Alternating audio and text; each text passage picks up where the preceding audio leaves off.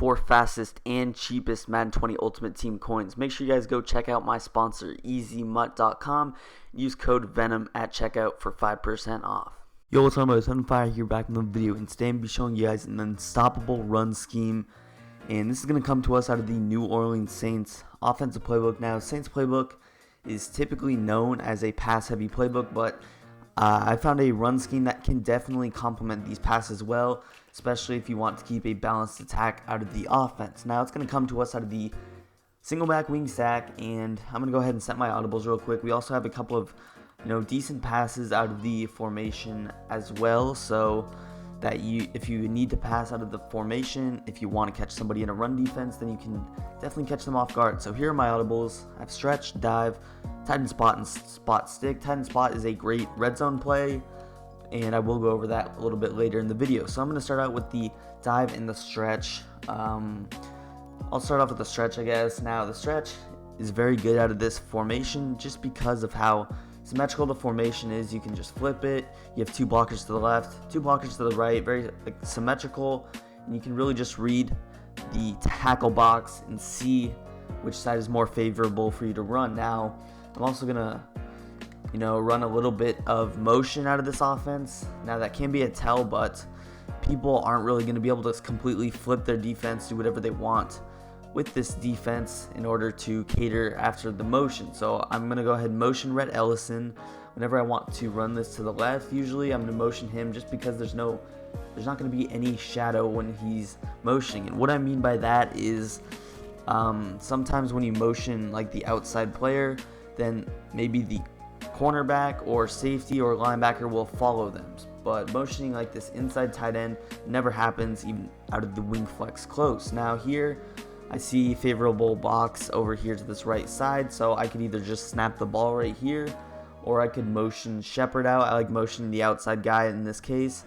You can snap him right in between the tight ends if you want, or you can just wait for him to completely motion over to the wide side of the field the entire but yet, if you do that, you have to wait for him to get set. You can't motion snap him after he passes in between these tight ends. So again, I have a favorable box to the right side, so I could go ahead and ID this guy. You could ID this guy, just whoever you want to get picked up. I could even ID one of these like D ends just to get it double team. You could double team like that D end if you wanted to, which is typically what I do. So I'm going to motion Shepard over here.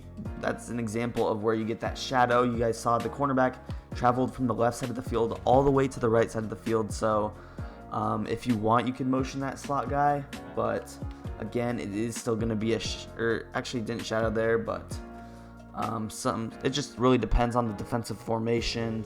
Not exactly sure why it happens sometimes and why it doesn't other times, but like I said, the stretch is going to be the key point of the offense. Stretch is super difficult to stop. Here again, we're getting a shadow, and I will show you guys a way that you can just completely fake out your opponent after this. But here you guys see I couldn't motion snap him after he passed the tight ends. I had to wait for him to get to the outside, but then he still gets set, and we still have a huge running lane right there, and we can actually almost take that to the house. So now, the way you're going to fake them out is you need your receiver to get shadowed. So here, it didn't really do it. It did move that safety back. Now, I actually forgot to flip my run, so we're just going to run it to this right side.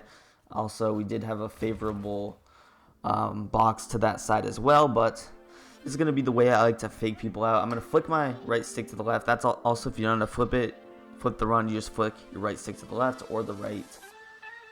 But here I'm just flicking it to the left. I could probably gonna ID this guy now. The way that you're gonna confuse your opponent is motioning Shepard over. Here's a perfect example because we do get that shadow. You could either motion snap him, or you can just go ahead and hike the ball, running to the left. That actually did get boxed, but only because my offensive lineman missed that block on the linebacker. If I ID'd him though, it would have been a big running lane. But like I said, the reason that we motion this tight end is that he never gets shadowed. And you can sort of motion snap him. Look at how much space we have right there.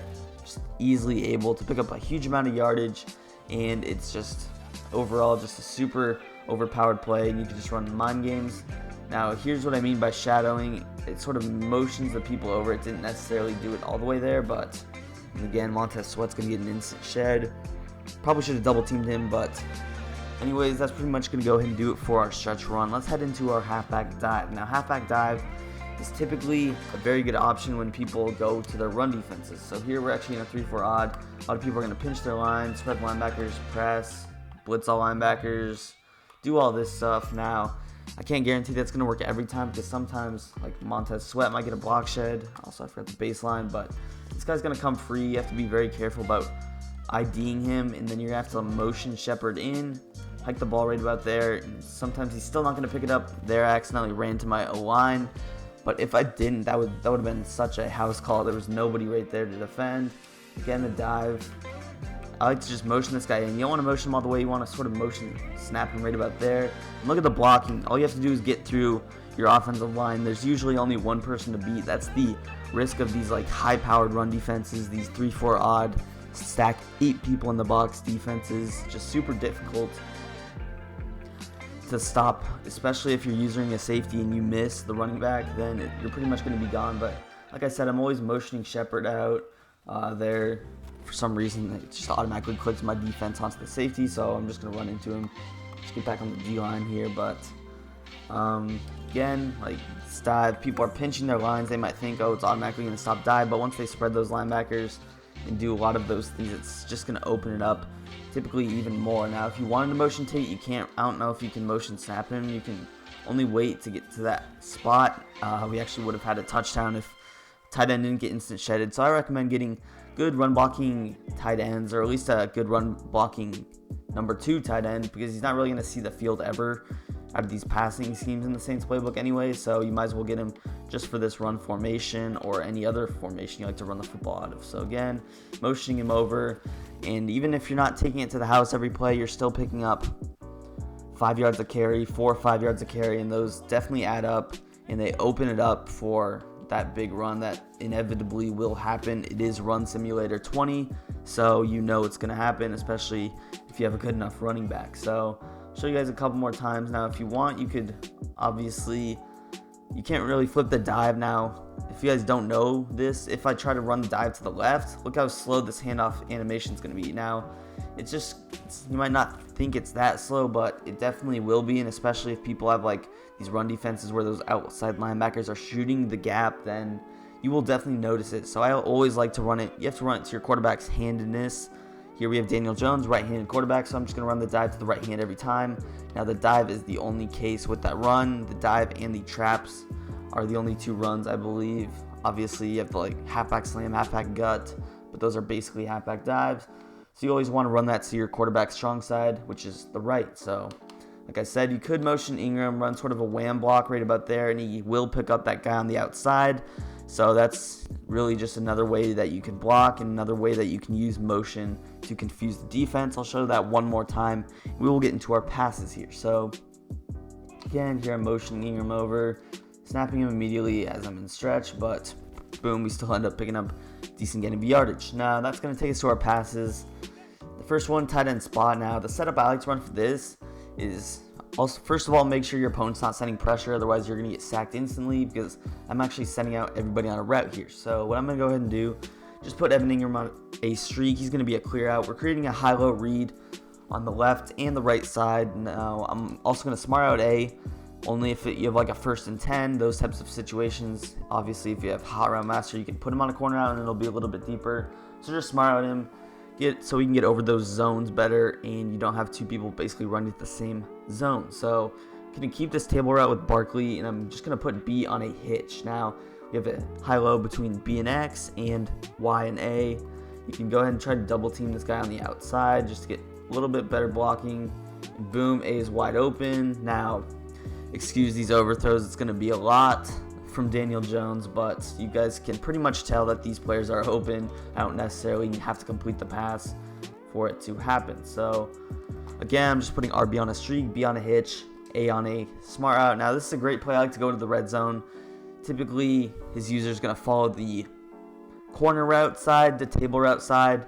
A lot of times you can just snap throw, low ball the hitch inside the 5-yard line, or you can just wait for that deep in route to actually develop, and you can end up picking up a lot of yards there. I'm going to low ball it just so that that zone can't jump it, and I love to utilize the low ball, especially on my deep in routes just because it sort of dumbs out the zones and it gives you the best opportunity to catch the football. So here I'm going to try to hit Barkley. If it is like a hard flat, then I can just obviously hit Rhett Ellison here.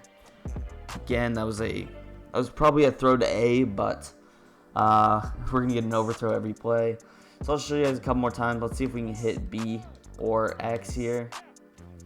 And boom, just snap, low ball. He actually jumped that. I was surprised, but usually linebackers won't jump your hitches. I thought he would have followed the X route, but that's a terrible read.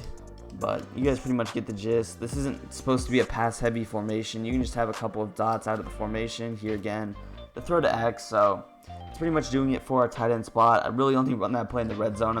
If you're passing the ball out of wing stack, then you're definitely doing it wrong out of this playbook. But again, next setup, I'm going to go ahead and put B on a streak, block Y, or B on a curl, and A on a drag.